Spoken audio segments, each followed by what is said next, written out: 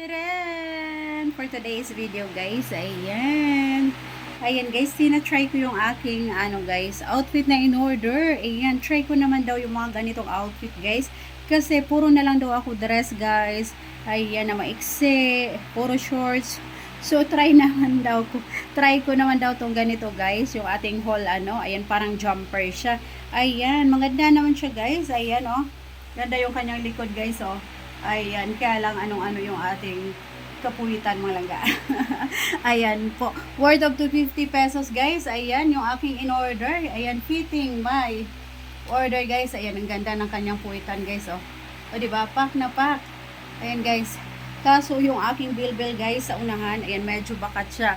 Ayan kailangan ko nang mag-exercise na naman guys. Kailangan kong ma-flat yung aking tummy. Ayan kaya naman mag-diet muna tayo. Iwas muna tayo sa mga pagkain masasarap guys. Kasi hindi natin nasusuot yung mga gusto nating suotin. Ayan hindi natin guys. Hindi natin may enjoy yung mga outfit na ating ino-order. O diba? Ayan guys katulad nito. Ayan. Ito lang naman yung aking in-order guys. O diba? Sa murang halaga lang. Worth of 250 pesos. Ayan. Nai-enjoy ko na siya mga langga Ayan. May iba naman daw. Ayan. May iba naman daw guys. So ito na. Ayan. Happy naman ako sa aking in-order guys. Kahit medyo bakat yung aking bilbil. Ayan.